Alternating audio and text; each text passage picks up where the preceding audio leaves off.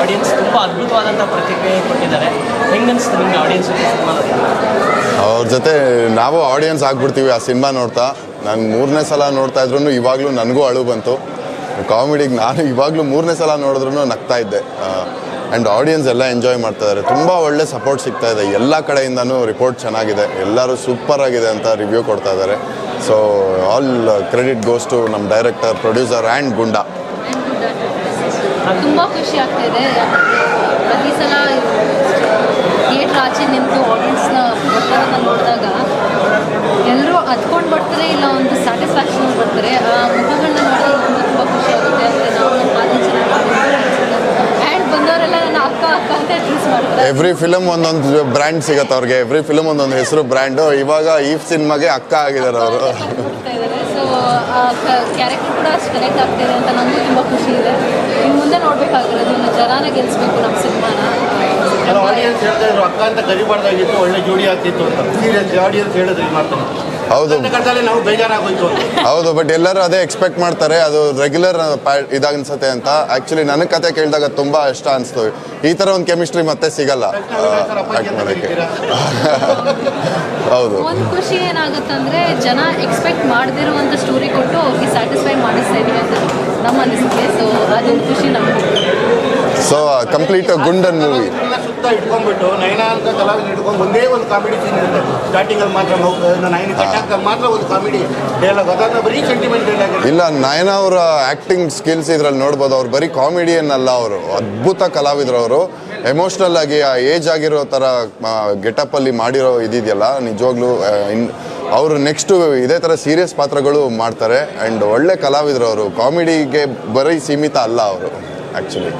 Sir, part 2 ನೋಡ್ಬಂದು audience ಹೇಳ್ತಾ ಇದ್ರು ತುಂಬ ಚೆನ್ನಾಗಿದೆ, ಅದ್ಭುತವಾಗಿದೆ, ನಾವು ಪಾರ್ಟ್ 3 ಕೂಡ ಎಕ್ಸ್ಪೆಕ್ಟ್ ಮಾಡಿದ್ದೀವಿ ಅಂತಿದ್ದಾರೆ. ಸೊ ಆ ಥರದ್ದು ಏನಾದರೂ ಪ್ಲಾನ್ಸ್ ಇದೆಯಾ ನಿಮ್ಮ ಟೀಮ್ ಕಡೆಯಿಂದ? ಜನ ಗೆಲ್ಸಿದ್ರೆ ಇದನ್ನು ಖಂಡಿತ ಗೆಲ್ಲಿಸ್ತಾರೆ. ಇನ್ನೂ ಚೆನ್ನಾಗಿ ಇನ್ನಷ್ಟು ಸಪೋರ್ಟ್ ಸಿಕ್ಕಲಿ. ಮೇ ಬಿ ಪಾರ್ಟ್ 3 ಯೋಚನೆ ಮಾಡ್ಬೋದು. ನೋಡಿ ಬೊಗಳ್ತಾ ಇದ್ದಾನೆ, ಹೌದೌದು ಅಂತ. ಅದೇ ಥರ ಕುಚ್ಚು ಕುಚ್ಚು ಸಾಂಗಲ್ಲಿ ಹೈಯೆಸ್ಟ್ ಟೈಮ್ ನೀವು ಸ್ಪೆಂಡ್ ಮಾಡಿದ್ದೀರಾ. ಸೊ ಆಮೇಲೆ ಬಿಟ್ಟು ಹೋದಾಗ ಎಷ್ಟು ಬೇಜಾರಾಯ್ತು ನಿಮಗೆ? ತುಂಬ ಬೇಜಾರಾಗ್ತಾ ಇತ್ತು ಪ್ರತಿ ಸಲ ಪಪ್ಪಿನ ಬಿಟ್ಟು ಹೋದಾಗ. ಯಾಕಂದರೆ ಪಪ್ಪಿ ಬೇಗ ಬೆಳೀತಾ ಇತ್ತು.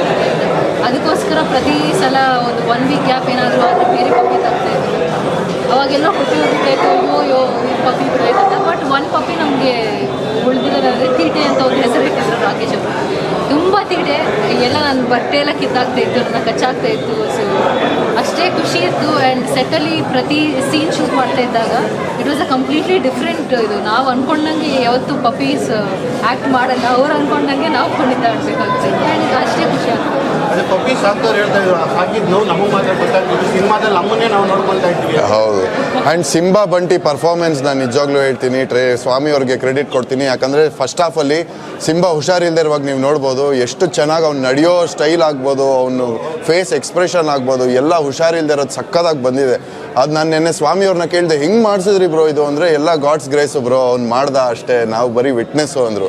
ಅದು ನಿಜವಾಗ್ಲೂ ಬ್ಲೆಸ್ಸಿಂಗ್. ಆ್ಯಂಡ್ ಬಂಟಿದು ಅಷ್ಟೇ, ಆ ಕ್ಯೂಟ್ನೆಸ್ಸು, ಅವ್ನು ಕೆಲವು ಎಕ್ಸ್ಪ್ರೆಷನ್ ಕೊಟ್ಟಿರೋದು, ನಾನು ಡೈಲಾಗ್ ಹೇಳ್ತಾ ನನಗೆ ರಿಯಾಕ್ಟ್ ಮಾಡಿರೋದು, ರಚನಾ ಅವ್ರ ಜೊತೆ ರಿಯಾಕ್ಟ್ ಮಾಡಿರೋದು, ಇದೆಲ್ಲ ನಾವು ಮಾಡ್ಸೋಕ್ಕಾಗಲ್ಲ, ಅವರೇ ಮಾಡಿರೋದು. ಇದು ಒಂಥರ ಅವರು ಬ್ಲೆಸ್ಸಿಂಗ್ ಕೊಟ್ಟಿರೋದು ಸಿನಿಮಾಗೆ ಅಂತ ಹೇಳ್ಬೋದು.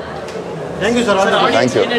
ಸಿನಿಮಾ ರಿಲೀಸ್ ಆಗಿದೆ, ಇನ್ನೂ ನೋಡದೇ ಇರೋಂಥ ಆಡಿಯನ್ಸ್ ಖಂಡಿತ ರೆಸ್ಪಾನ್ಸ್ ನೋಡಿ, ರಿವ್ಯೂ ಕೇಳಿ, ನೋಡಿದವ್ರನ್ನ ಕೇಳಿ, ಖಂಡಿತ ನಿಮ್ಗೆ ಇಷ್ಟ ಆಗುತ್ತೆ. ಫ್ಯಾಮಿಲಿಯವ್ರು ತುಂಬ ಇಷ್ಟಪಡ್ತಾರೆ, ಮಕ್ಕಳಂತೂ ಎಂಜಾಯ್ ಮಾಡ್ತಾರೆ. ಮೊನ್ನೆ ಒಂದು ವೀಡಿಯೋ ನೋಡ್ತಾ ಇದ್ದೆ, ಮಗು ಇನ್ನೂ ಬೇಕು ಇನ್ನೂ ನೋಡಬೇಕು ಅಂತ ಅಳ್ತಾ ಇದ್ದಿದ್ದು ಪ್ರೀಮಿಯರ್ ಶೋ ಅಲ್ಲಿ.